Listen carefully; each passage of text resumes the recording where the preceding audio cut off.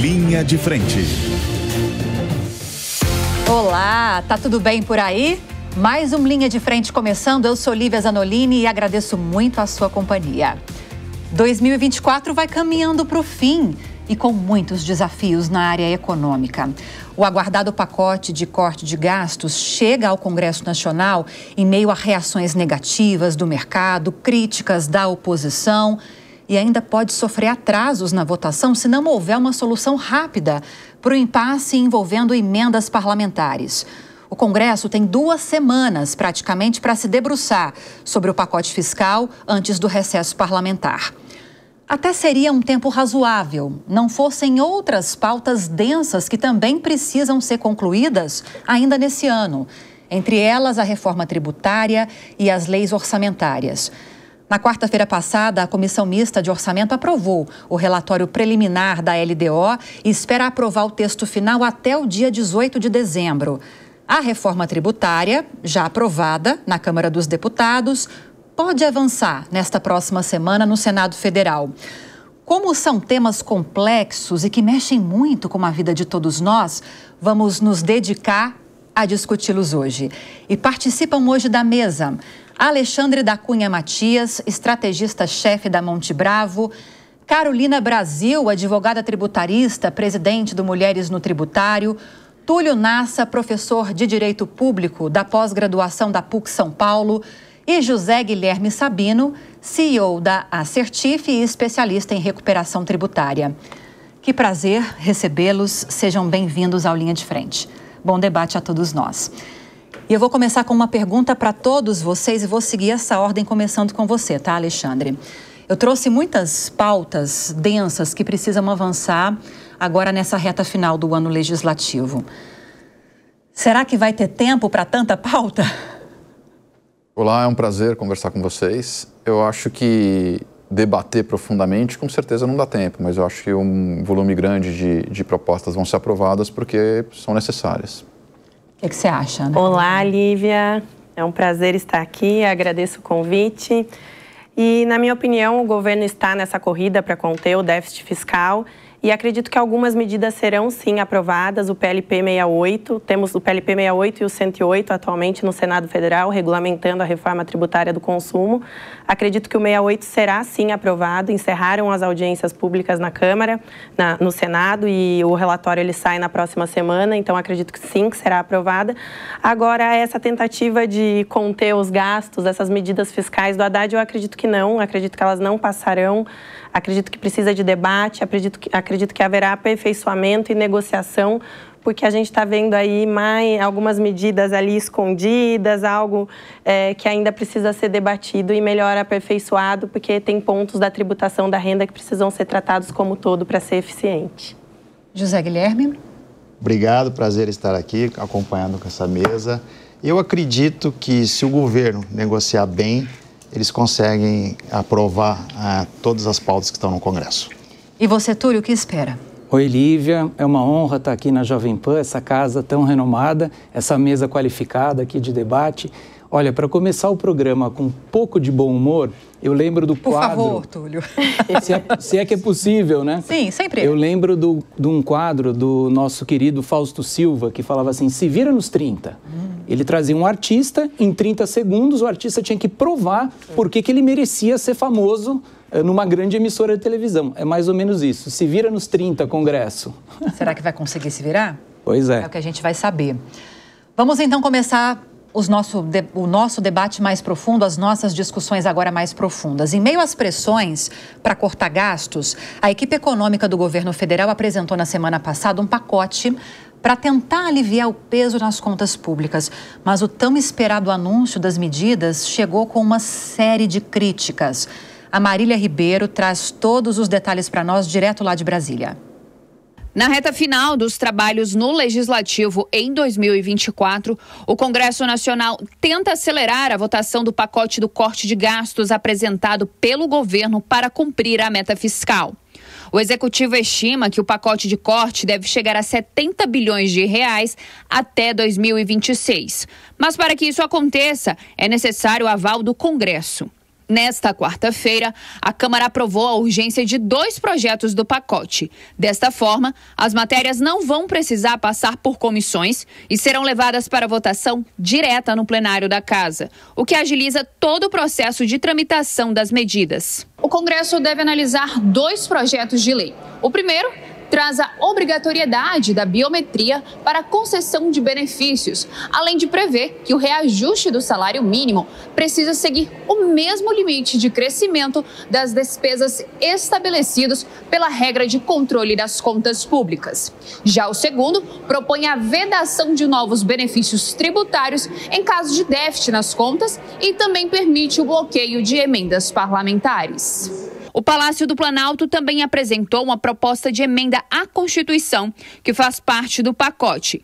Entre outros pontos, o texto que foi enviado para o Congresso na última segunda-feira limita os salários de servidores públicos, como, por exemplo, nos auxílios e gratificações que podem aumentar as remunerações e extrapolar o teto. A medida vale para todos os poderes e esferas, sendo elas a federal, estadual e municipal. O texto está na Comissão de Constituição e Justiça da Câmara, ainda sem relator. Por falta de acordo, deputados da base do governo desistiram de avançar com a PEC na CCJ. Hoje, a ideia é que a proposta seja apensada a outra PEC que esteja com tramitação mais avançada e, assim, ter a votação diretamente no plenário. O Palácio do Planalto tem pressa e os presidentes da Câmara, Arthur Lira, e do Senado, Rodrigo Pacheco, seguem na mesma linha. Porém, a insatisfação dos deputados com as novas regras para a liberação de emendas parlamentares, decidida pelo ministro do Supremo Tribunal Federal, Flávio Dino, e confirmada pelo colegiado, pode ser um empecilho nas negociações. Deputados avaliam que a decisão de Dino foi mais rígida do que a lei que foi aprovada pelo Congresso e sancionada pelo presidente Luiz Inácio Lula da Silva. Com isso, Lira já admitiu um mal-estar entre os deputados e chegou a sinalizar que o trâmite para votar o pacote fiscal estava travado. Entretanto, nesta semana, os parlamentares votaram a urgência das matérias. E sinalizando apoio aos congressistas, o Executivo liberou 7,8 bilhões de reais em emendas parlamentares individuais e de bancada. Ao mesmo tempo em que foi anunciado o pacote do corte de gastos, o governo também divulgou que iria encaminhar para o Congresso medidas para que trabalhadores que recebem até R$5 mil por mês fiquem isentos do imposto de renda. Para financiar o aumento da faixa de isenção do imposto de renda, o Executivo estuda introduzir uma alíquota efetiva de 10% para quem ganha mais de R$50 mil por mês. Se for aprovado como está, o projeto deve isentar cerca de 36 milhões de contribuintes do imposto de renda, segundo a Associação Nacional de Auditores Fiscais da Receita Federal. O governo argumenta que as mudanças no imposto de renda terão impacto zero nas contas públicas e antecipam a segunda fase da reforma tributária, que trata da cobrança do imposto de renda. Então é isso, Alexandre. Aos trancos e barrancos, com a liberação de alguns bilhões aí em emendas parlamentares, pelo menos 2 desses projetos do pacote de corte de gastos tiveram esses requerimentos, vamos colocar assim, de urgência aprovados. O que significa que, a Marília explicou muito bem na reportagem, a tramitação pode ser mais acelerada, não precisa passar por todas as comissões, vai direto para a análise dos parlamentares no plenário. E aí eu até anotei alguns desses pontos que me parece, não sei se você teve essa mesma impressão, que são alguns dos pontos talvez menos polêmicos desse pacote, né? Nesses projetos. A questão da biometria para concessão de benefícios, o governo espera cortar recursos com isso, porque muita gente que hoje recebe de forma talvez não intencionalmente fraudulenta, mas de forma irregular, vamos colocar assim, deixaria de receber com isso. A questão do reajuste do salário mínimo, submetendo esse reajuste ao arcabouço fiscal, vedação de novos benefícios em caso também de aumento de gastos, submetendo-os ao arcabouço fiscal e bloqueio de emendas, caso haja também esse limite de gastos ultrapassado. O que você achou desse pacote de gastos, de cortes? Deixa eu começar fazendo algumas correções, né? A gente tem que usar as palavras pelo que o significado de dicionário delas. Eu acho que às vezes a narrativa política vai torcendo um pouco e a gente cai num mundo que não é real, né? Quando você fala de orçamento, funciona mais ou menos assim. Quando você fala de corte, o orçamento era 100, passou para 80. Quando você fala de congelamento, o orçamento era 100, continua em 100. Quando você fala de só expandir a inflação, o orçamento era 100, a inflação foi 5, foi para 105. A gente não está falando de nada disso. A gente está falando de conter o crescimento explosivo das despesas. O Brasil está num padrão de gasto absolutamente insustentável. Você veja que a dívida pública ela era de 71,7% do PIB em 2022. A gente projeta que ela vai chegar em 84%, 85% em 2026. É um salto que só é admissível em países em guerra ou em pandemia. Então a gente está numa trajetória insustentável e a reação, a percepção do mercado é que esse risco está crescendo, né? Então, é importante entender que o que era preciso para você trazer uma sustentabilidade para a dívida não era corte. Ninguém está pedindo corte. A gente só está pedindo um controle melhor do orçamento. Você tinha o teto dos gastos, que é uma regra que foi amaldiçoada, né? O teto dos gastos não era exatamente uma regra. Era uma ideia de você falar assim, olha, eu não posso gastar mais do que isso. Resolvam-se politicamente sobre quais gastos vão ser prioritários. Então, era mais uma porta fechada para que a solução viesse do que uma regra, né? Daí o pessoal fez o arcabouço. O arcabouço foi super bem recebido, né? O câmbio era 5,50, caiu para 4,70, os juros era 14, caiu para 11, as agências de risco deram upgrade para o Brasil na classificação de risco. Pô, sensacional. O esforço fiscal do arcabouço era pequeno. A gente tinha o objetivo de chegar no superávit, em zerar o déficit e chegar num pequeno superávit. Mas o governo resolveu mudar as regras do arcabouço 6 meses depois do que aprovou. Quando você faz um ajuste muito gradual, você precisa de credibilidade. Porque já que você está fazendo devagar, as pessoas precisam acreditar que você vai continuar fazendo. Então a mudança do arcabouço em abril abriu a antessala da crise, né? A partir de abril, o dólar disparou, o câmbio disparou, a gente se desorganizou. Por quê? Perdemos a credibilidade da âncora fiscal. Então, o que é preciso fazer? E daí não é o mercado, não é assim, qualquer pessoa de bom senso, só de convir. O próprio presidente tem falado isso, né? O presidente Lula sempre fala que não vai gastar mais do que arrecada. Só que o déficit primário é o que mede isso. A gente vai fazer déficit no primeiro ano, já fez, né? Em 2023, vai fazer em 2024, vai fazer em 2025 e vai fazer em 2026. Chega a quanto de déficit esse ano? Quase 30? Não, a gente vai pegar, o déficit, aí é uma outra armadilha da linguagem política, né? Eles falam o déficit do arcabouço, mas porque você tem a exclusão dos gastos com o Rio Grande do Sul, dos gastos com os incêndios. Veja, esses gastos são legítimos, necessários, socialmente justos, né? Agora, infelizmente, quando você gasta mais do que você tem, a dívida cresce. Não importa, assim, o gasto mais santo do mundo, se você não tem dinheiro, a dívida cresce, né? Então, quando você faz a conta do déficit total, a gente vai estar num déficit de 0,7%, 0,8%, 0,9% do PIB, é um déficit alto. O Brasil tem uma dívida cara, curta e crescente, então endereçar isso é fundamental. As medidas vão na direção correta, né? Então, a biometria é quase uma coisa gerencial, né? Você está vendo que está tendo abuso, um monte de gente que não precisa e não merece o benefício. Então, a biometria é uma coisa certa, devia ser quase uma coisa executiva, não deveria nem ser anunciado, né? O salário mínimo é a melhor iniciativa desse pacote, mas ainda é muito generoso, né? Infelizmente, a gente não tem condição de continuar crescendo todos os gastos no nível real de 0,6%.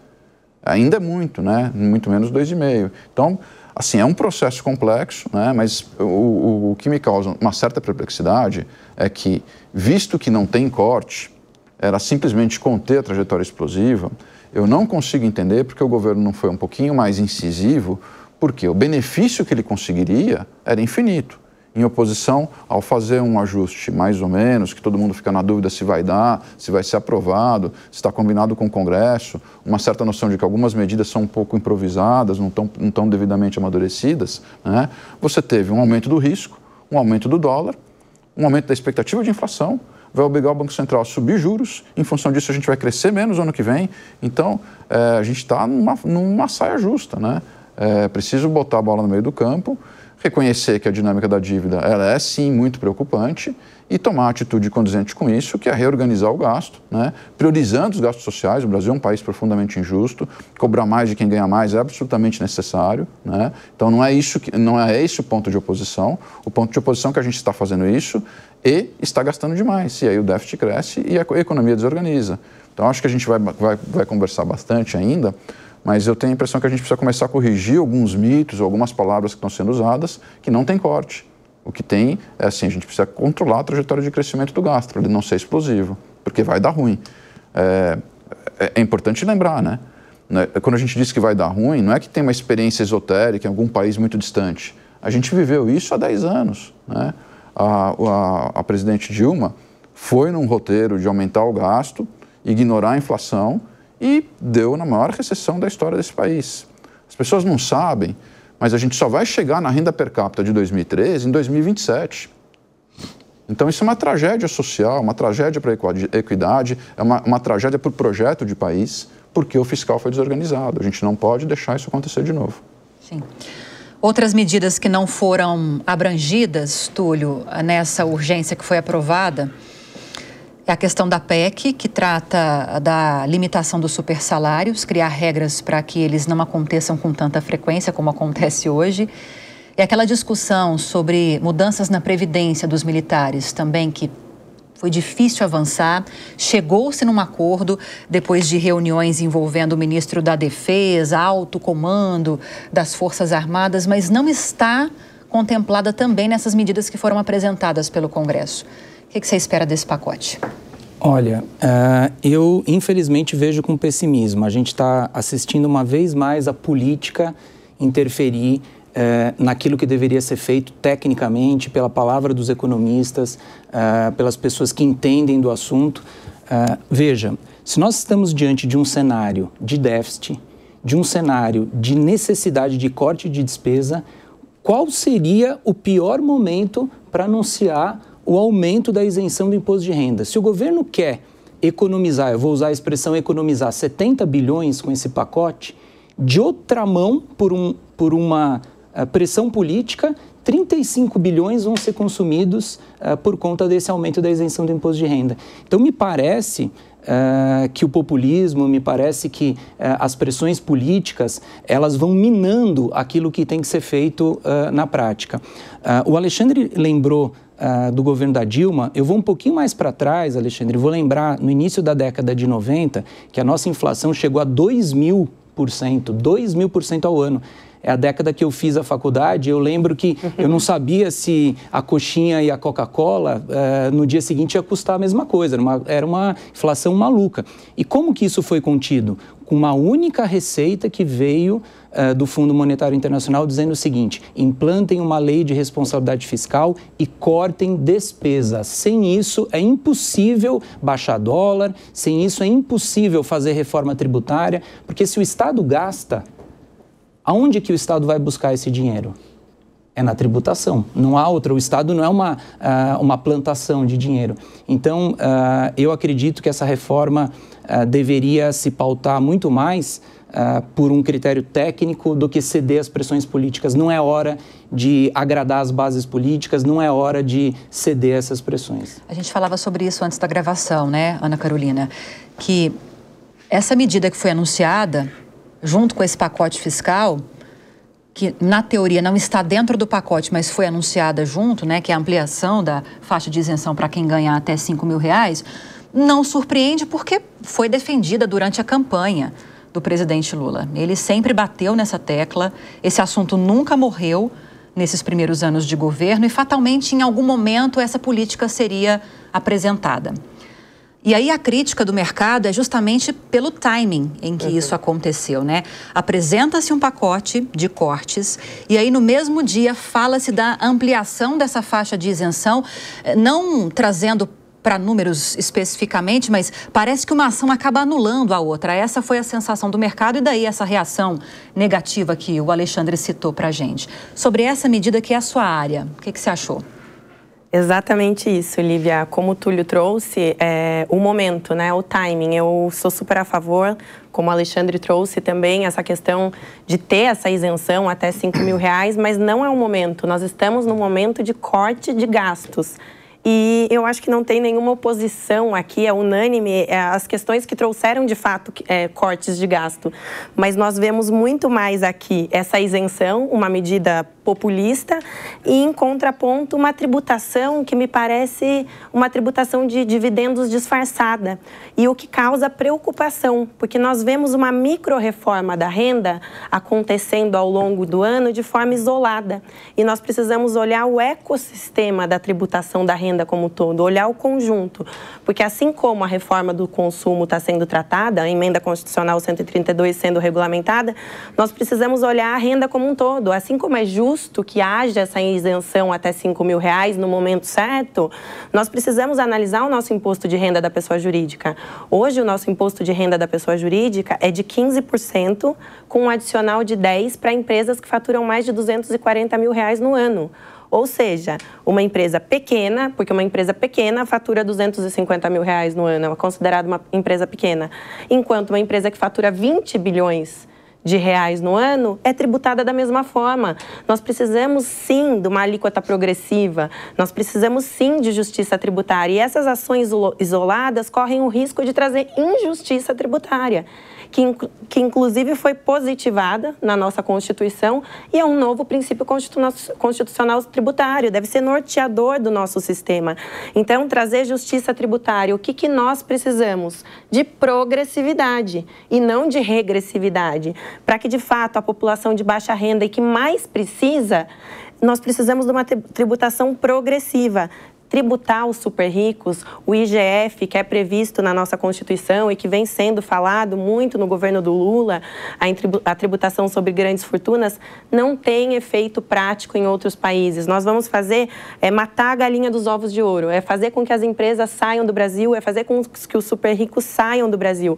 O que nós precisamos é de medidas justas, é rever o imposto de renda da pessoa jurídica, rever essas questões do imposto de renda da pessoa física, mas de forma conjunta, trazer todas as medidas, então, da tributação da renda, a reforma da renda que está para ser tratada em conjunto, porque dessa forma como nós estamos vendo essa questão acima dos 600 mil no ano, com essa tributação mínima de 10 ali, que vai juntar o que a pessoa já recolhe através do CLT, né, quando é CLT que ela vai recolher o imposto de renda da pessoa física, e se tiver os dividendos ou JCP que são utilizados por grandes empresas, nós vamos ter um efeito contrário. Ou a gente vai ter mais sonegação, ou empresas vão embora do Brasil, porque não me parece uma medida razoável, e isso está vindo também com uma narrativa política, é uma tributação de dividendos com uma narrativa construída que está disfarçando essa medida que não tem nada de corte fiscal, nós temos mais uma medida arrecadatória.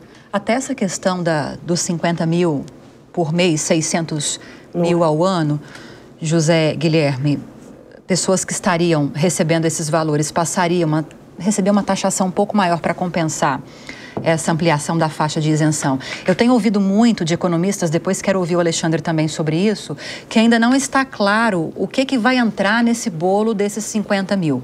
O que vai contar para efeitos de tributação, de taxação, para se chegar nesse valor de 50 mil. Tem alguma coisa no horizonte um pouco mais clara em relação a isso ou não? Bom, Lívia, vamos lá. Primeiro, assim, eu penso assim, toda medida para tentar equilibrar as contas públicas é positiva, né? Essa não é suficiente, né? Acho que o time também foi completamente errado, né? Notícia ruim você dá de uma vez só, notícia boa você vai dando aos poucos, né? Essa que é a verdade. Então, assim, o time acho que foi errado, a forma como foi colocado foi completamente errada, ao meu ver, né? Faça a parte de corte de custos, de despesas, etc. E depois traz a bondade, né? A isenção do imposto de renda. Em relação aos 50 mil, vai ter taxação, né? Eles vão pegar todo o seu rendimento no final e se você vai fazer um reajuste. Se você recolheu 7%, você vai recolher a diferença depois de 3%. Então, que nem a doutora Ana falou, está travestido os dividendos, né? Vão tributar os dividendos. Então, na verdade, começou já a reforma tributária sobre a renda, né? Essa que é a verdade. Então, assim, o que nós temos que pensar? Precisamos cortar os gastos, o governo. Precisamos. Então, assim, acho que todos os poderes têm que entrar nesse jogo também, né? Porque só uma categoria ou só um poder? Eu acho que, assim, vamos melhorar o Brasil, a sua conta fiscal, vamos todo mundo fazer um sacrifício, né? Porque sacrificar uma categoria ou um poder não é justo também, né? Então, eu penso assim, nós temos que fazer o quê? Vamos equilibrar as contas, dar credibilidade para o mercado, dar previsibilidade para o mercado, que não adianta o governo brigar com o mercado. O mercado gira a economia também, né? Então, assim, e o governo também está precisando ter um negociador mais maleável, assim, junto ao Congresso Nacional, né? Porque eu vejo assim, o próprio presidente da Câmara, ele falou, o governo aqui não tem maioria, ele não tem mesmo, né? Então, assim, para aprovação das reformas que precisa, eles precisam negociar muito com o Congresso Nacional, né? Semana que vem tem provavelmente a aprovação da reforma tributária no dia 11, enfim, isso também gera uma expectativa positiva para os anos subsequentes. Então, eu penso da seguinte forma, vamos cortar o gasto. O Brasil precisa cortar esse gasto para dar previsibilidade, para dar confiança para o mercado e dar confiança para os investidores, para as empresas, enfim, fazer todo um ajuste fiscal mesmo, né? Não só falar, né? Cortar na raiz. Então, assim, todo ajuste que vai melhorar a gestão das políticas públicas, né? Os desvios, etc., é bem-vinda, agora o negócio da biometria, né? O governo tem que fazer a sua parte também. Quais são as empresas que são deficitárias também? Vale a pena continuar com essas empresas deficitárias, né? Vamos privatizá-la, né? Ou não? Enfim, até a desoneração. Até a desoneração. E a isenção do imposto de renda é uma desoneração. Sim. Né? É uma desoneração. Então, assim, o governo tem que fazer também o seu papel, o legislativo também tem, né? Com essas emendas, vai para lá, vai para cá. O judiciário também tem que, super salários, enfim, eu acho que todo mundo tem que falar, vamos para o mesmo horizonte, né? Vamos arrumar o país, né? Vamos arrumar as contas públicas do país. Então, para mim, qualquer medida que venha nesse sentido é positiva, né? Porém, o time foi errado. Sim. Se fosse apresentada, por exemplo, no ano que vem, em que está prevista a discussão da segunda etapa da reforma tributária sobre a renda, passariam-se poucos meses, mas ainda assim teria passado um tempo. Seria um timing melhor? Exatamente, até porque todas as medidas, se for aprovada, né, tem essa, né, se forem aprovadas, a partir de 2026. Sim. Né? Então, acho que o governo poderia ter essa do imposto de renda para o ano que vem e vir com um pacote um pouco mais pesado, vamos falar assim, de corte de gastos. Assim, notícia ruim uma vez só. E arrumava a casa, dava credibilidade para o mercado, confiança, previsibilidade, enfim. Não sei se o dólar ia voltar, tá, Alexandre? mas eu não sei se ele ia subir, né? Mas voltar, não sei se ele volta também, assim, para 5,50, 5,60, igual a gente tem visto alguns economistas falarem. E aí? Assim, a gente está numa situação tão complexa, muitos dos temas exigem uma digressão tão longa que até fica a conversa fica complicada, não dá tempo. Mas assim, vamos focalizar algumas coisas para ter algumas ideias, né? Primeiro, a isenção até R$5.000, né? Infelizmente, o Brasil é um país pobre. Até R$5.000, você está chegando aí nos 70% da população. Né? Grande maioria. 70% da população, mas só que os R$5.000 é a barreira. Essa medida, pelo que eu entendi, ela vai beneficiar quem ganha até 6.850. Então, você chegou no 85% da população, né? Assim, não é... 7.500, eu acho. Vou dar uma olhada. Que não está claro. Salários, né? Ou 4 salários mínimos. Parece que até 5.000 seria isenção e até 7.500 haveria aquela questão de adequação da tabela. Ainda teria algum benefício, teria algum Exatamente. benefício residual, como a gente tem. A gente tem da isenção que existe hoje. Daí, veja só. Não é uma medida que você possa qualificar de redistributiva, porque você está chegando, assim, vamos dizer, quem está no 30% mais rico, 20% mais rico, 10% mais rico, não precisa receber benefício. Quem precisa receber benefício é quem está nos 10% mais pobre, 30% mais pobre, né? E como a gente é um país pobre, quando você reduz muito a base, você dá o benefício até os 70%, a carga sobre os 10% remanescentes fica muito alta. Daí, como a Ana comentou, né, você vai ter, assim, a gente tem experiência em outros lugares que você exagera na tributação, isso tem efeito colateral, né? Então, isso tem que ser melhor concebido. Mas daí você tenta entender um pouco qual foi a lógica subjacente dessa conduta, e a gente começa a pensar que nas pesquisas eleitorais, justamente a classe média intermediária, baixa, é um eleitorado menos afeito a votar no presidente Lula, né? Então você começa a ver uma conotação um pouco, assim, um desejo de agradar um eleitorado mais do que de fazer o ajuste. O que é legítimo desde que não seja feito às custas da saúde fiscal, né? Então, e qual que foi o problema? O que corroeu a credibilidade? Você veja que esse pacote, a gente sabe que ele era necessário desde antes do primeiro turno da eleição municipal. Ele fala, não, vai esperar o segundo turno da eleição municipal, depois vai esperar a reunião do Rio de Janeiro, né? Então, assim, a gente foi adiando tudo. G20, né? E na hora do G20, e na hora que chegou a medida, ela nem está claramente exposta, tanto que a gente não sabe exatamente qual o desenho, quais são as alíquotas, como que tributa, e acabou revelando, tanto pelo processo com que o debate foi conduzido, quanto pela ideia de trazer essa isenção, né, um temor muito grande de tomar qualquer medida que soe impopular. De novo, eu insisto que não tem corte, então nem é cabível falar em corte. Mas é verdade que quando você tinha alguma coisa que estava crescendo a 30%, você fala, vai crescer só 10%, é um pouco impopular. Mas eu até acho, daí, na minha humilde opinião, né, não sou sociólogo nem especialista em política, que esse temor está exagerado, porque você pode até dar um benefício, mas quando você tem dólar mais alto, inflação mais alta, crescimento menor, esse benefício vai pelo ralo. Então, a gente não está caminhando na direção de produzir um equilíbrio econômico em que o benefício seja plenamente percebido.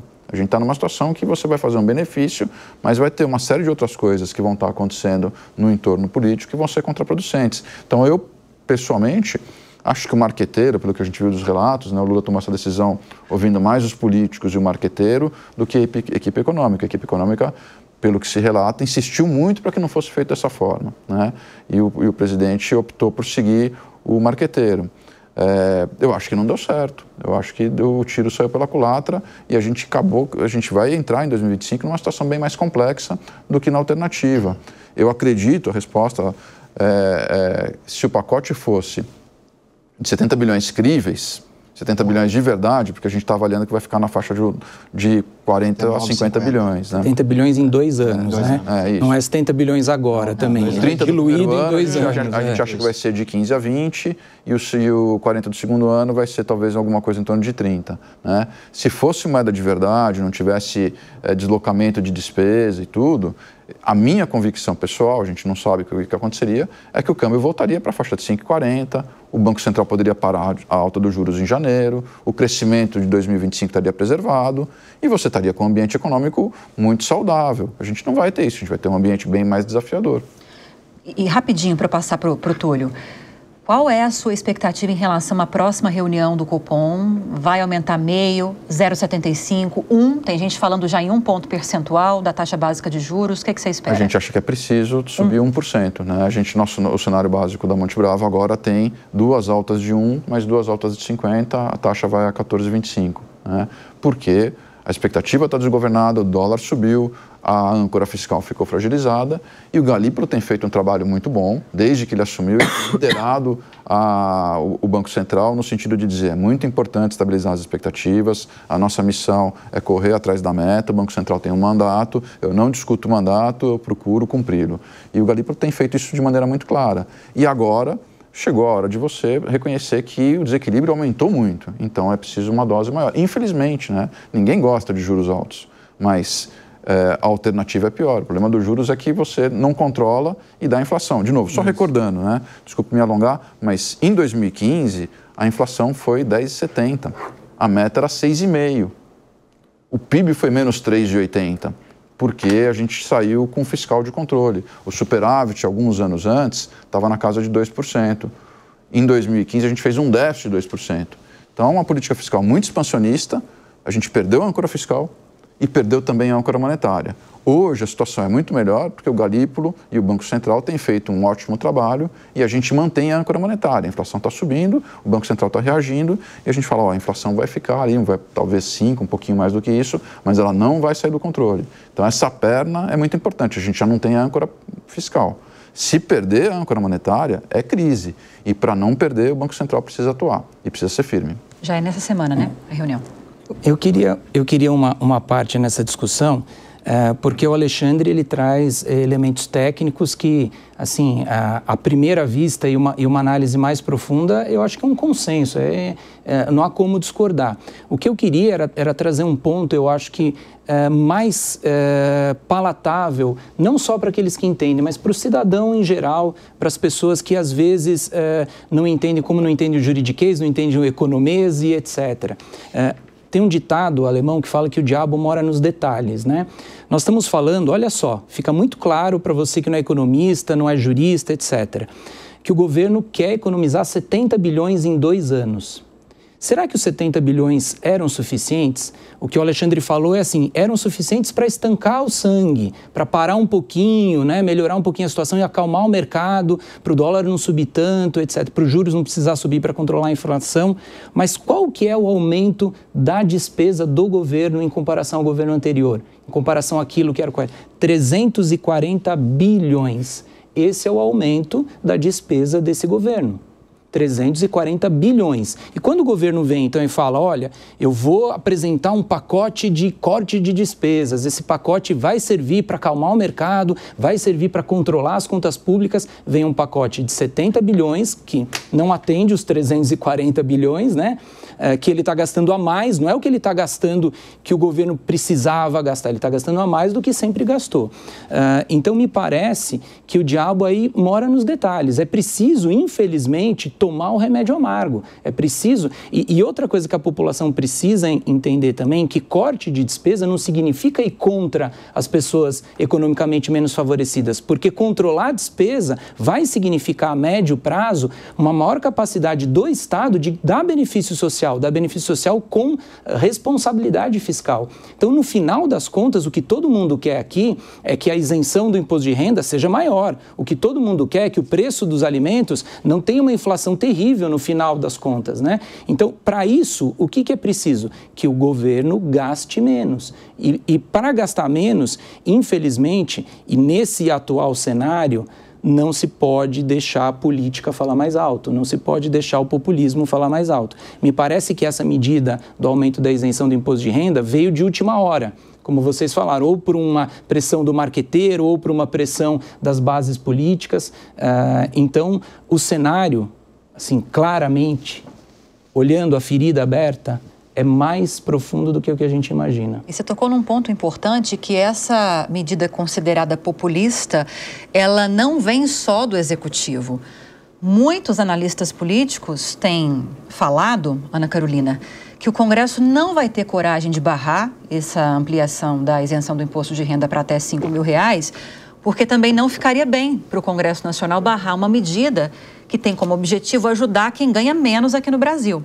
Ao passo que, apesar de todas as críticas que vocês fizeram, a medida de compensação que foi apresentada pelo governo, que é taxar um pouco mais quem ganha mais de 50 mil por mês, R$600 mil por ano, não deve passar também pelo Congresso. Ou seja, além de aprovar a ampliação da isenção, porque tem um apelo popular muito forte, não vai aprovar a medida de compensação, apesar de todos os problemas e críticas que têm sido apontados pelo mercado. Você consegue ter essa visão? Essa, mais ou menos, é a projeção do que deve acontecer ou não? Exatamente, Lívia. Eu acredito nisso, até porque tivemos uma tentativa de tributação de dividendos no passado e não passou, né? Não foi aprovada. E acredito que os parlamentares terão dificuldade, sim, em não votar essa isenção de R$5 mil pelo próprio eleitorado. Veio no momento errado, acredito que o governo deu um tiro no pé, não foi assertivo em escutar os marqueteiros e não escutar a equipe técnica, a equipe economista, a equipe tributária, porque tem 2 problemas. Esse problema que você trouxe, que nós aumentaremos o déficit, porque a faixa de isenção vai passar e a medida de compensação ali na arrecadação não vai. E o outro ponto também é que quando nós falamos numa reforma tributária, o primeiro ponto é que não haverá reforma tributária que resolva a situação do país enquanto o Estado gastar mais do que arrecada. Não terá eficiência nenhuma. Pode ser reforma tributária da renda, da folha de pagamento, do consumo, não haverá eficiência. E o outro ponto é que eu não sou economista como o Alexandre, mas ele trouxe essa questão de aumentar a taxa de juros. Nós sabemos que quando a taxa de juros ela é elevada, nós diminuímos a circulação de dinheiro, né, no mercado a título de investimento. O empreendedorismo ele diminui, porque é muito mais seguro você deixar o seu dinheiro no banco rendendo do que você montar uma loja, você arriscar o seu dinheiro. E, afinal, o investidor ele quer um mínimo de segurança e previsibilidade. E, nesse sentido, a reforma tributária do consumo, ela veio para melhorar o ambiente de negócios no Brasil. A ideia de ter um IVA, um imposto sobre o valor agregado, é trazer a tributação que é feita por 90% dos países do mundo. Então, trazer essa transparência, trazer essa simplicidade na tributação e atrair investimentos, inclusive investimentos estrangeiros, porque não há como um país crescer sem segurança jurídica, sem essa transparência no ambiente de negócios. E aí isso vai na contramão, porque essa elevação da taxa de juros, ela acaba sendo necessária, obviamente, né, pela situação fiscal. No entanto, ela não traz esse crescimento dos empreendedores e das empresas, né, que geram emprego, geram arrecadação para o Estado e são a máquina da economia. Então, eu acabo concluindo que essa medida do governo acabou sendo um tiro no pé e deveria ter sido focado a questão mesmo, né, da contenção dos gastos. Pelo que eu estou entendendo, ouvindo as análises de vocês, José Guilherme, essa defesa que o Haddad fez várias vezes e continua fazendo, fez ontem inclusive, de que a política sobre a questão do imposto de renda, de ampliação da faixa de isenção e compensação, taxando um pouco mais quem ganha mais, seria uma política neutra do ponto de vista fiscal? No fim das contas, não vai ser isso que vai acontecer? No meu ponto de vista, não. Mas falando um pouquinho da reforma, a reforma tributária ela vai mexer na estrutura da arrecadação e dos pagamentos dos tributos no Brasil, né? Para mim, a reforma tributária, depois de 2032, que tiver tudo estabilizadinho, vai ter o mesmo impacto na implantação do Plano Real no Brasil. Vai trazer uma estabilidade fiscal e tributária para o país depois de 2033, né?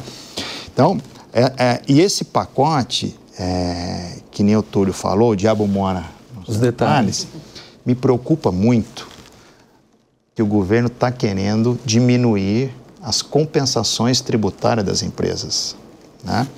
Como já foi feito no final de 2023, quando limitou as compensações das decisões judiciais, né? Se o governo conseguir passar isso no Congresso, o que eu acho difícil, isso mexe completamente com o fluxo de caixa das empresas, né? Porque a partir do momento que você tem X reais de crédito tributário e a partir do mês seguinte eu vou ter menos X que eu posso usar, eu vou ter que tirar dinheiro do caixa para fazer esse pagamento.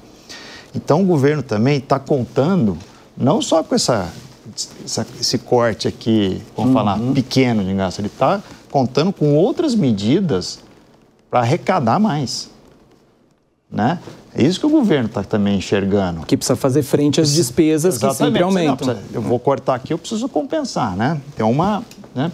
Então, assim, essa medida me preocupa muito, porque isso mexe com o fluxo de caixa das empresas, assim, no mês seguinte, né? Então, tem empresa que não vai ter previsibilidade de um fluxo de caixa, em vez de usar um crédito, eu vou ter que fazer um cheque para pagar esse tributo, né?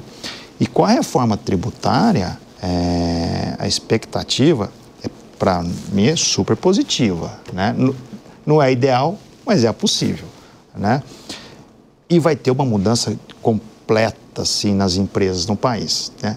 As empresas vão ter que ser capitalistas mesmo, né? Na essência da palavra. Vai ter que ter eficiência econômica. Empresa sem eficiência econômica com a reforma tributária não vai sobreviver. Não vai sobreviver. Os benefícios vão acabar, né? O split payment, né? Vai recolher o tributo à vista, ou seja, as empresas que se financiam com dinheiro do governo não vão mais conseguir. Então, tudo isso, passando agora, na semana que vem no Congresso, isso vem, traz um clima positivo, penso eu, para o país, interno e até externamente, né, para novos investimentos internacionais e tal, mas as empresas têm que começar a se preparar para a reforma tributária, né? Se não se preparar e não tiver eficiência econômica, ela não vai sobreviver. Agora, José Guilherme, você ouviu que o ministro Haddad falou que uma coisa é o pacote de redução de gastos, outra coisa é a reforma tributária. Não devemos misturar. Na verdade, está umbilicalmente misturado. Uma coisa tem a ver com a outra. Né? Isso se não cortar despesa, não tem reforma tributária que sustente. E falando na questão do diabo mora nos detalhes, já que você tocou no assunto da reforma tributária, eu estava assistindo a audiência no Congresso Nacional, e tinha lá representantes da Fiesp, do agronegócio, e eles estavam calculando ali as chamadas exceções, né? Porque quando você cria o imposto de valor agregado, o princípio básico tem que ser o da neutralidade. Ou seja, aquilo funciona se há um padrão para todos. Porque se você começa a dar uma exceção para um determinado item, você tem que compensar onerando mais o outro. Então, se você começar a criar muitas exceções, você desvirtua a própria essência de um imposto que tem que ser padronizado, tem que ser neutro. Muito bem. As exceções criadas, o diabo mora nos detalhes, de novo o populismo entrando em ação, de novo a política, a má política nesse caso interferindo, vai levar o IVA brasileiro a 28%. Sabe que lugar que ele vai ocupar no mundo com 28%? Não, primeiro. Mudou já? Primeiro, campeão, nós somos campeões. 27 hoje a alíquota maior? 28. Não, porque era 26 e alguma coisa. Não, com as exceções já chega em 28. 28. Tem gente que... Mas é a pergunta de milhões que os economistas precisam responder, porque a alíquota até agora é uma incógnita. Tem gente que defende que será até de 30, 33. Aí inviabilizaremos a atividade econômica do país todo, né? Ninguém trabalha com uma alíquota de 33. Por isso que é fundamental transparência, redução de despesa para preparar um ambiente saudável para a discussão da reforma tributária.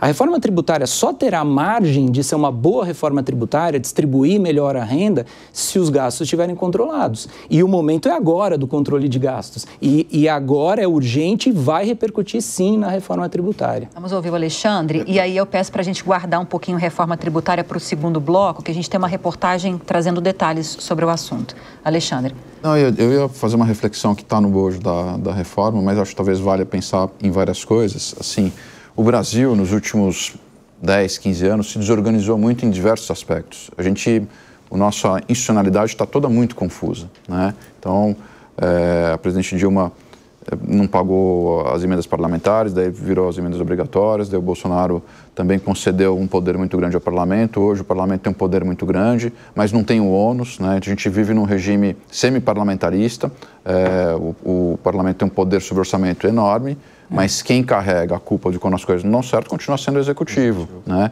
Que está numa estrutura de gasto totalmente engessada pelas diversas vinculações que já existem, que é uma jabuticaba tipicamente brasileira, né? E aí a gente tem que pensar um pouco em reconstruir uma certa institucionalidade, né? Eu acho que o modelo fiscal brasileiro ficou disfuncional, a gente tem que repensar isso, né? E tem que repensar algumas coisas que aqui viraram vacas sagradas, mas não fazem sentido, né? Não faz sentido, por exemplo, eu ter um gasto fixo com educação se a população em idade escolar não está crescendo e se o Brasil relativamente já gasta muito com educação. O Brasil gasta mais que os países da OCDE.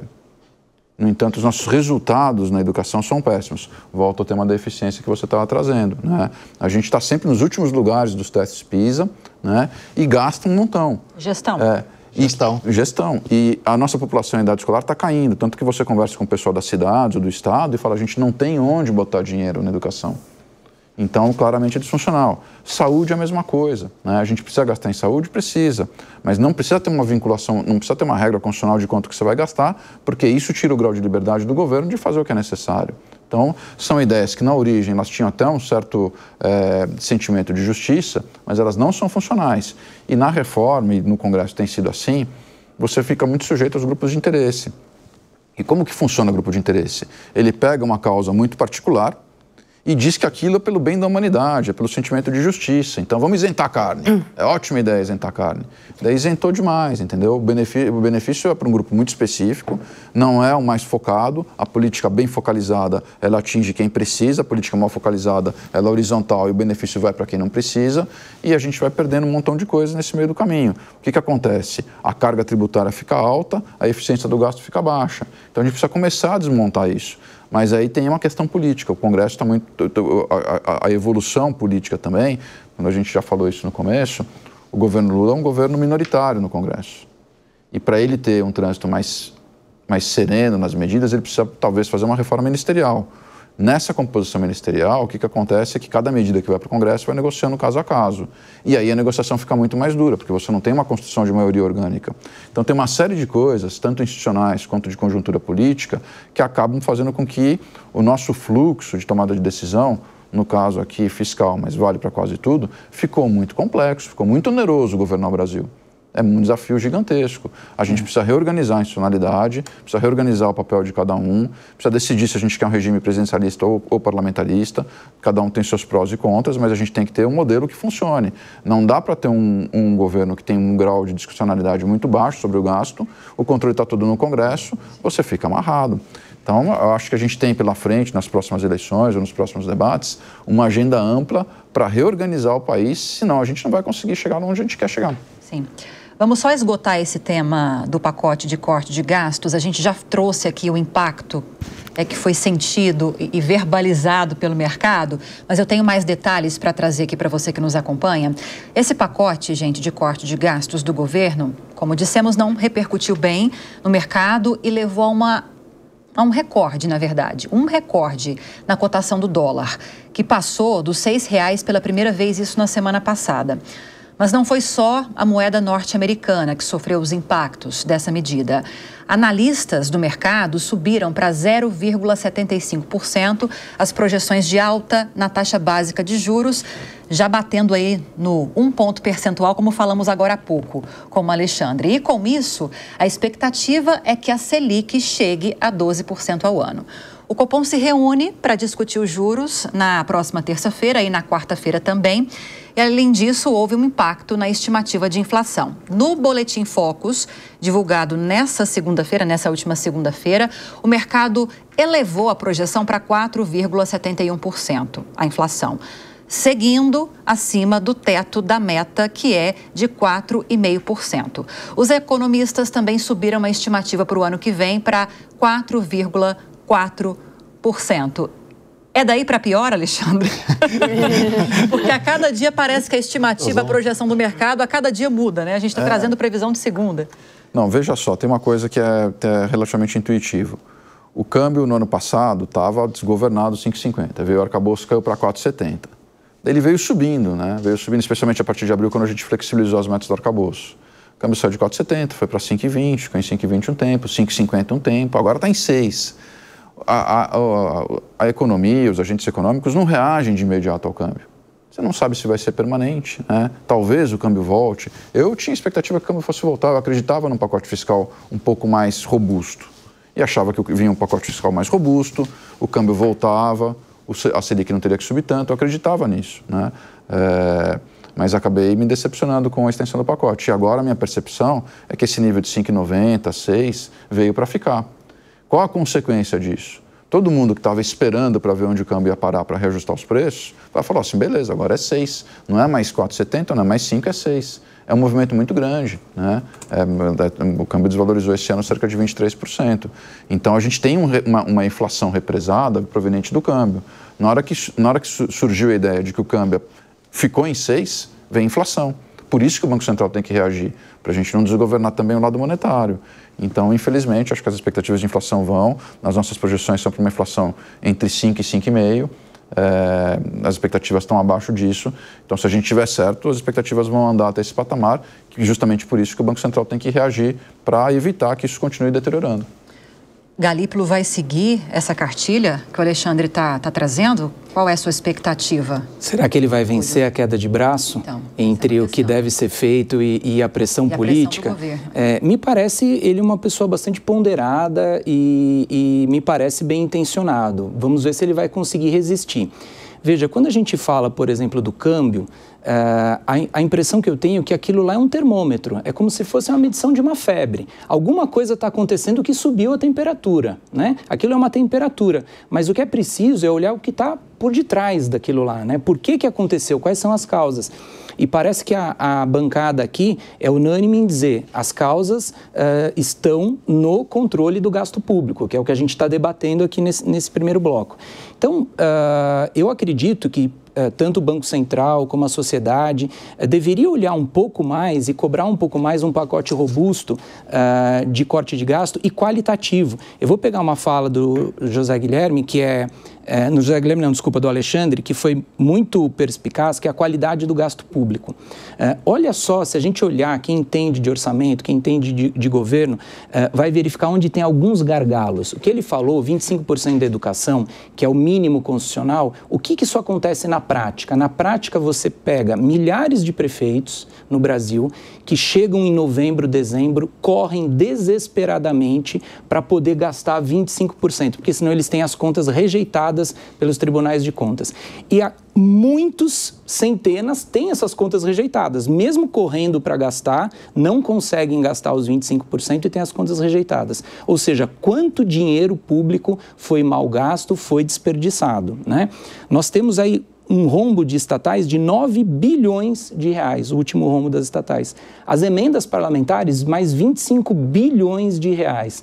Seria o momento do Supremo agora liberar as emendas parlamentares? Olha, o Supremo teve uma oportunidade de ouro, ao travar a liberação das emendas parlamentares por falta de transparência, em vez do Supremo normatizar e dizer ele, em vez do legislador, quais seriam as regras, ele poderia segurar isso até que o Congresso, então, rediscutisse a matéria, legislasse, já seria um alívio para o poder público. Então, nós estamos falando de itens que realmente repercutem deveras sobre a qualidade do gasto público. Tem um índice hoje que os tribunais de contas, eles cobram dos municípios, isso é uma novidade pelos tribunais de contas, fruto de inovação tecnológica, olha que interessante, que é o tal do Índice de Eficiência Municipal, né? O Índice Geral de Eficiência Municipal. Esse índice, ele não leva em conta se o prefeito gastou 25%, se o governador gastou 25%, ele quer saber a qualidade do gasto. Então, tem, assim, milhares de questionários e de medições e de aferições para saber se o dinheiro público é bem gasto. Por que o Congresso não reúne, para além da lei de responsabilidade fiscal, não cria uma lei de qualidade do gasto público, né? Então, de novo, nós estamos falando da febre, nós estamos falando, o dólar subiu, mas será que nós estamos discutindo profundamente a qualidade do gasto público, para onde ele vai? Será que existe um amadurecimento de saber se 25% da educação é adequado, 18% da saúde aonde está sendo gasto? Quantos por cento é gasto em inovação desses valores? Existe uma obrigatoriedade? Não existe obrigatoriedade nenhuma, pode gastar de qualquer jeito. Ou seja, o gasto no Brasil é só quantitativo, ele não é qualitativo. Sim. Pode falar, Posso fazer duas observações? Uma, nesse registro, 80% do gasto vai com previdência e folha. Ou seja, a gente gasta 80% do nosso orçamento com gente, né? O Brasil precisa investir, precisa melhorar a infraestrutura e precisa ter mais eficiência. Então, tem uma questão aqui. A gente em algum momento vai ter que voltar ao tema da reforma da Previdência. Mas deixa eu fazer uma observação só sobre o mercado, né? Eu vejo nesses debates todos, o mercado virou um personagem maligno, né? As pessoas, não, o mercado quer isso, o mercado está botando o governo contra a parede. Eu acho que essa abordagem de um mercado personificado como um ente que tem vontade, uma coisa um pouco rudimentar em termos analíticos, né? Você veja que o mercado, ele é uma coisa que tem alguém querendo comprar alguma coisa e alguém querendo vender alguma coisa. E é evidente que o cara que compra acha que vai subir e o cara que vende acha que vai cair. Então, o mercado, quando ele personifica alguma coisa, ele é o encontro de uma oferta e de uma demanda. Ele não pode ter vontade, por definição. Então, no caso, o que aconteceu no Brasil até agora é que as pessoas que apostaram no equilíbrio fiscal, que apostaram na queda do dólar, que acreditaram que os juros ia cair, essas pessoas perderam. Então, não tem um mercado, uma entidade unificada. A gente tem entes que estão jogando ali as suas convicções, né, apostando o seu patrimônio, a sua reputação, e quando acerta, ganha, quando erra, perde. E quem perdeu até agora foi quem apostou no equilíbrio fiscal. Então, eu gostaria que a gente entendesse que o mercado é exatamente o que o Túlio falou. É um termômetro, é um signo. O dólar subiu, significa que o risco subiu. A gente deveria pensar que tem alguma coisa errada. E esse alguma coisa é uma política fiscal excessivamente expansionista. Para a gente fechar essa discussão e ir para o intervalo, uma pesquisa Quest divulgada nessa semana apontou que o mercado financeiro avalia de forma negativa o terceiro mandato do presidente Lula. Foi um pico de 90% de rejeição, mesma porcentagem registrada em março do ano passado. 3% dos agentes econômicos que avaliaram veem como positiva a gestão do petista. Para outros, 7% foi um mandato regular. Já em relação ao ministro Fernando Haddad, a avaliação positiva foi maior, 41% avaliam que o ministro tem feito um bom trabalho. 35% acreditam que Haddad desempenha o ofício, vamos colocar assim, de forma regular.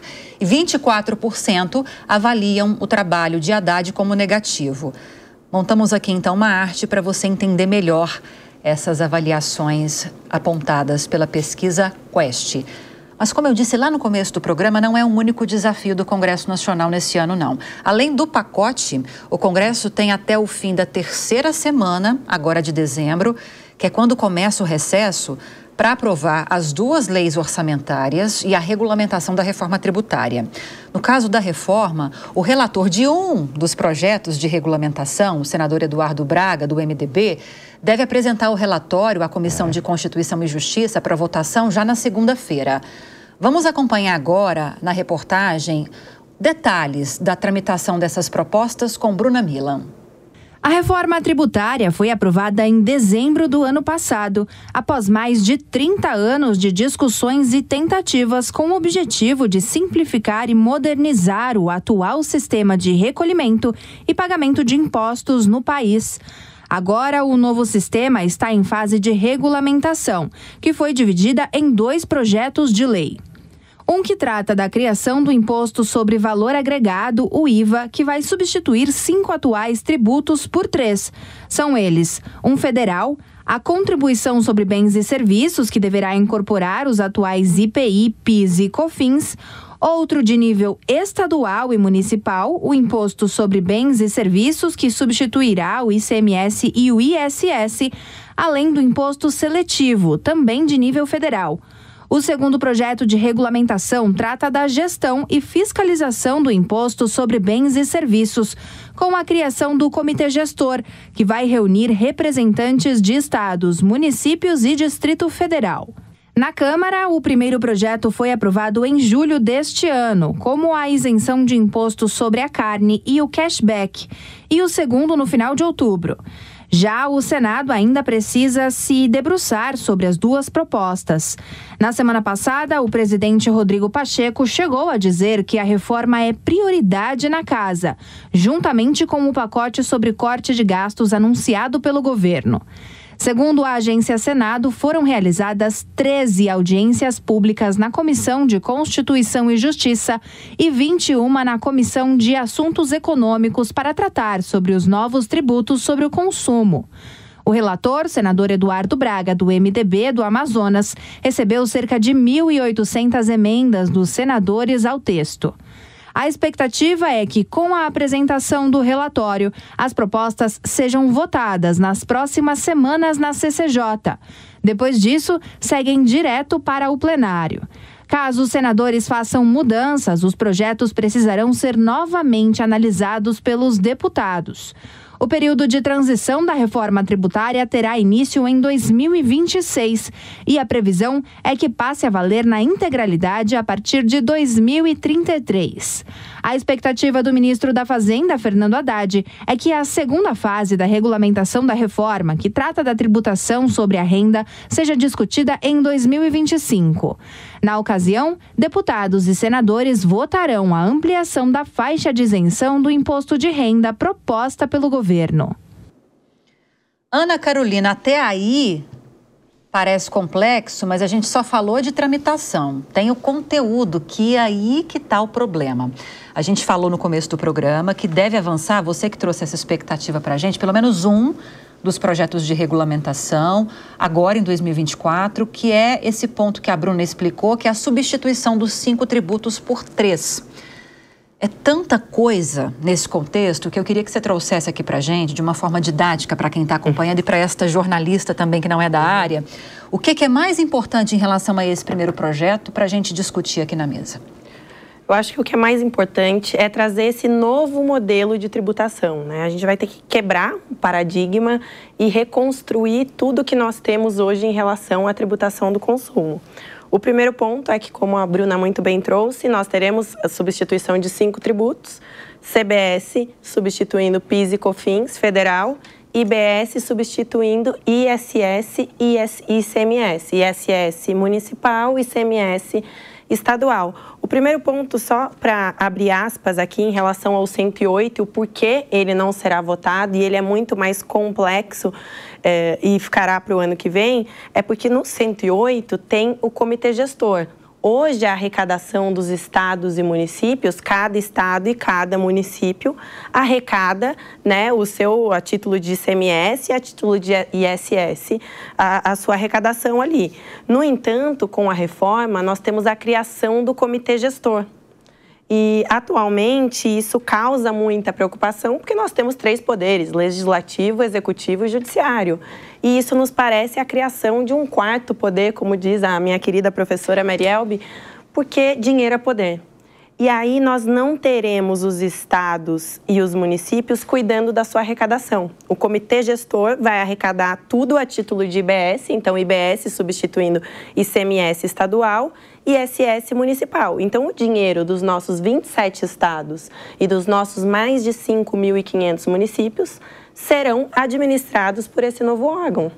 Ontem eu estava participando de um congresso tributário, inclusive até teve uma brincadeira que todo mundo quer ser amigo do presidente do comitê gestor, porque estamos criando um novo poder. E se esse órgão não for bem administrado e essa legislação não vier muito bem regulamentada, nós estamos criando um grande problema para todo o nosso país, para todos os cidadãos brasileiros. Então esse é o 108, que ficará pelo ano que vem. Mas a base da reforma tributária, ela está no 68. E nós temos 5 novos princípios constitucionais que eu acho importante destacar aqui, que acredito que é unânime para todos nós, que são excelentes, que é cooperação. Então, construir um ambiente cooperativo na tributação, uma cooperação não só de fisco e contribuinte, né? Quebrar aquela imagem do paradigma do leão correndo atrás do contribuinte amedrontado, que a gente vê essas medidas fiscais muitas vezes vorazes e o contribuinte ali sempre, né, com aquela cara de medo e assustado e correndo do leão. Não só em relação a isso, mas também em relação às administrações tributárias, né? A administração tributária estadual, municipal e federal também ter essa cooperação. A minha mãe dizia muito que educação começa em casa. Então, a cooperação, se estamos construindo um novo ambiente tributário para atrair investimentos, para atrair desenvolvimento para o nosso país, essa cooperação também tem que estar nas administrações tributárias. A simplicidade, que consiste muito nesse IVA dual, né? Então, nós temos CBS e IBS, como eu falei, a IBS que será administrada aí pelo comitê gestor, e o imposto seletivo. Aqui, o imposto seletivo, nós temos ele com uma natureza extrafiscal. Extrafiscal é toda vez que um tributo ele não tem como objetivo principal a arrecadação. A arrecadação, lógico, ela vai existir, ela é um objetivo também, mas não é o primeiro objetivo. O primeiro objetivo ou é interferir na economia, ou é interferir no comportamento social, afinal o tributo pode fazer isso, ele influencia no preço. E aí nós temos o imposto seletivo, que em muitos países do mundo é chamado inclusive do imposto do pecado, que é comum que ele incida sobre o álcool e sobre o cigarro. E esse imposto seletivo, ele tem ali como fato gerador a incidência sobre produtos nocivos à saúde e ao meio ambiente. Acredito que temos uma agenda mundial aí, inclusive também o meio ambiente é um novo princípio constitucional positivado, só que quando nós temos esse texto, está ótimo. No entanto, quando nós temos o rol taxativo ali de incidência, bebidas açucaradas. Bebidas açucaradas, acredito que ninguém aqui vai contestar que são nocivas à saúde. Mas por que tributar as bebidas açucaradas e não as bolachas açucaradas? E por que não tributar outros itens nocivos à saúde com alto índice de gordura saturada? E aí nós temos estudos que mostram que a população que mais consome esses itens açucarados é a população de baixa renda. Então, se estamos falando em combater a regressividade e trazer justiça fiscal, é preciso olhar esse ponto. Será que nosso país, desse tamanho, com uma maioria da população pobre, está preparado para uma tributação dessa? Precisamos desenvolver, primeiro, políticas públicas eficientes para trazer uma conscientização dessa população, reduzir o consumo desses itens e aí sim trazer essa tributação. Esse é o primeiro ponto em relação ao imposto seletivo. O outro ponto é que ele vai incidir sobre os veículos. Os veículos... Elétricos, inclusive. Elétricos, inclusive, porque aí tem estudos, e olha, eu confesso que eu não sou especialista, que a bateria no descarte é poluente também. Eu tô achando que tem lobby aí de montadora chinesa. Enfim, mas sem entrar nesse detalhe específico, de qualquer forma é ineficiente essa tributação do veículo em geral. Nós sabemos que a indústria automobilística ela é muito importante para o nosso país, que ela gera muitos empregos e que ela tem uma arrecadação significativa de IPI. E o IPI, ele será reduzido à alíquota zero, exceto o IPI Zona Franca de Manaus, que a Zona Franca de Manaus, acredito que tem que ser um bloco exclusivo para ela, se a gente começar a falar, ficar aqui até amanhã. E aí, só para terminar o meu ponto em relação aos veículos, eu posso ter o mesmo carro que você, Lívia, e eu rodo mais de 1.000 quilômetros por semana. Eu rodo mesmo, tá? Porque eu trabalho pela região e eu viajo, eu tenho clientes em vários lugares e você pode morar aqui ao lado do seu trabalho e rodar apenas aos finais de semana 100 quilômetros por semana. Nós temos o mesmo veículo que terá essa taxação a mais, né, devido à poluição, né, à defesa do meio ambiente. No entanto, não há eficiência na tributação do veículo. Se eu tenho que combater esse tipo de poluição, eu tenho que tributar o combustível e não o veículo. Então, assim, são medidas que a gente vê, medidas arrecadatórias. Assim como na renda ali nós vimos uma distribuição de lucros disfarçada no meio do pacote de fiscal, nós temos uma preocupação em relação a isso e também a redução do IPI à alíquota zero e não extinção do IPI, porque a qualquer momento esse IPI será que vai reaparecer?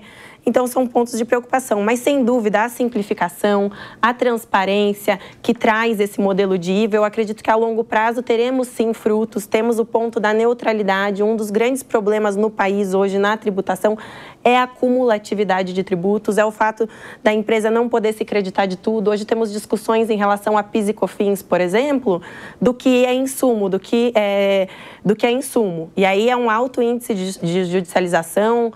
E aí o STJ decidiu que é tudo aquilo que é essencial e relevante. Aí saímos de um abstrato para um mais abstrato. Isso causa, inclusive, problemas concorrenciais entre as empresas.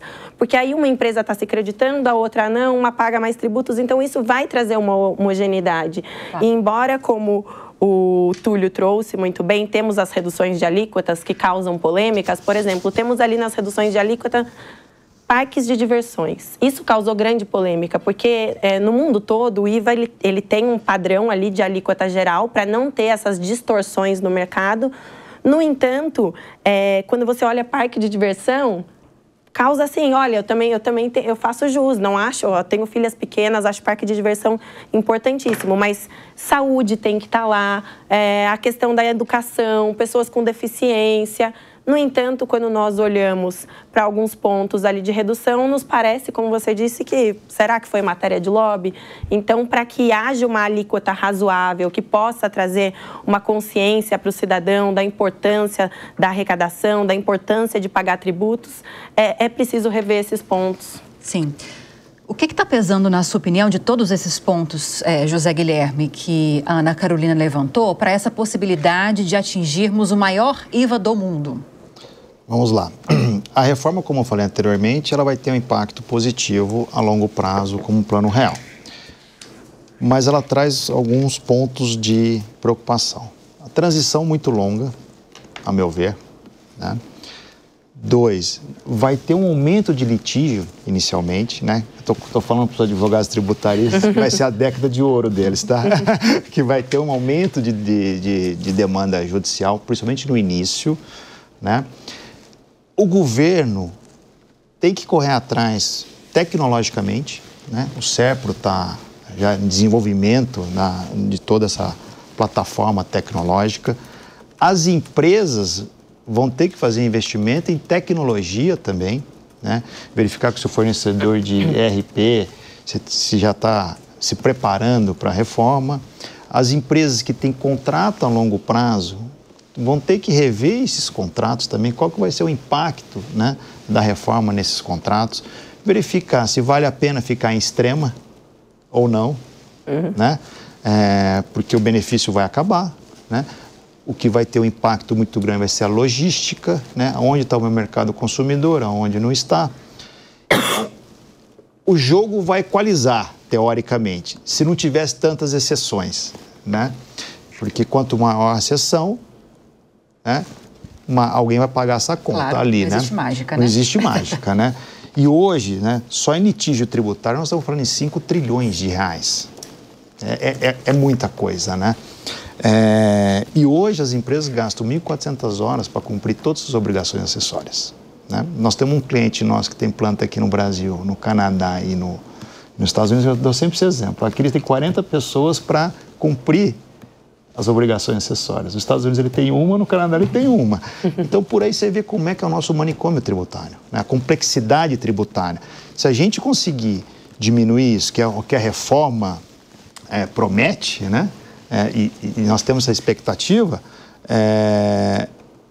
o ambiente de negócio empresarial vai melhorar e muito. Porém, as empresas, volto a falar, se não tiver eficiência econômica, elas não vão sobreviver. Então, esses estudos têm que começar ontem, na verdade, não é hoje nem amanhã, é ontem, né? Porque o impacto vai ser brutal, tanto na parte estrutural de arrecadação, etc., como nas empresas e no dia a dia da nossa vida, porque vai ter maior transparência quando a gente for comprar um produto. Estou pagando X de imposto, né? Então, isso também, para o consumidor final, é importante também, essa transparência, né, tributária, da carga tributária. Para terminar, com essa transição longa, né, a partir de 2027, aí o PIS já vai embora, né? E a alíquota ela vai ser definida, eu acho, doutora, no 2026, no ano teste. Vai ser possível já no ano teste? O ano teste que vai definir a alíquota, ao meu ver, né? Por quê? Porque é a vida real. Eu tinha ouvido algumas pessoas falarem, alguns especialistas, que a transição seria justamente para ter uma noção exata de quanto seria necessário ser aplicado em IVA. Não... Ao meu ver, na minha opinião, é um ano, 2026. Ali vai ser definida a alíquota real do IVA, 2026. A transição é para as empresas, se isso era adequado, principalmente ICMS, que vai acabando, né, aos poucos, né, por causa dos benefícios fiscais e etc. Então, a alíquota vai ser definida em 2026. Essa é minha opinião, meu ponto de vista, assim, cravado, vamos falar assim, né? Porque é vida real, uma coisa está no papel, né? Outra coisa, as empresas começarem a se movimentar, a recolher, enfim. Então... Parece que tem uma trava na legislação, não tem, José Guilherme? De alíquota máxima, nessa que está em discussão? Então, não sei se já que foi na PEC ou se agora na regulamentação. A trava, teoricamente, está em 28, né? Está em 28? Está em 28. Vai chegar 27, no teto. Vai chegar no teto, vai chegar no teto, assim, né? Vai chegar no teto, mas espero que não passe, né, Lívia? Porque senão a carga tributária já vai ser a maior do mundo, né? E se passar de 28, então, ela vai explodir, né? Porque o setor de serviço já vai ser muito impactado, né? Então não tem um vilão, uma exceção ou duas ou três na cobrança de alíquota que vai ser responsável por essa taxa alta? Eu penso que... É um conjunto. Mas assim, a alíquota zero na carne, para mim, foi um erro, né? Incluir isso na cesta básica. Porque a classe mais abastada vai ser beneficiada também, né? Então, assim, principalmente porque não houve a diferenciação do colchão duro para a picanha. Exatamente. Então, assim... Só interromper, acho que esse ponto é muito importante. Porque como que as coisas vão ficando complexas no Brasil? Alguém levanta uma tese que é vamos isentar a carne na cesta básica. Puxa, à primeira vista faz todo o sentido do mundo. Né? Realmente, carne é importante na cesta básica, é legal, boa ideia. Só que o problema das políticas no Brasil é que elas são muito mal focalizadas. Focalização significa você dá para quem precisa. E é exatamente o que você falou, quando você isenta todo mundo, você vai isentar justamente quem tem mais poder aquisitivo e come as carnes mais caras e que não precisaria ser isento. Que não precisaria ser isento. Então, você vê que os economistas também brigam por medidas que são regressivas, né? A gente não gosta disso, a gente quer que a tributação seja progressiva e as políticas sociais sejam focalizadas, né? Porque se isso acontecer, você consegue melhorar a distribuição de renda e ganhar eficiência no Estado. Mas só que a gente perde, no caso da reforma tributária, foi isso, o grupo de interesse se organiza, infelizmente tem poder, fala mais alto, né? Em política, em economia política, a gente estuda isso. O problema é que o benefício é difuso, não tem muito alguém que vai defender, né? Então fica solto. E os grupos de interesse, eles vão lá pontualmente, eles sabem o que tem que defender. Então, a gente está num arranjo político, como eu falei anteriormente, especialmente vulnerável a tudo isso. E daí vale. Assim, em todos os lugares, IVA é um único imposto. Aqui a gente criou uma jabuticaba, tem um monte de imposto que era para ser um. A gente está chamando de mas são 3, na verdade. Né? Então, já tem alguma coisa errada. Puxa, porque em todo lugar do mundo tem 1 e aqui tem 3. É esquisito, né? Justamente por isso, você não teve força política para vencer os grupos de interesse. Então, a gente precisa voltar a botar a bola no meio do campo e falar assim, a economia política ela tem que ser jogada com o seguinte olhar. O que melhora a produtividade da economia? O que melhora o ambiente de negócios? O que melhora a distribuição de renda?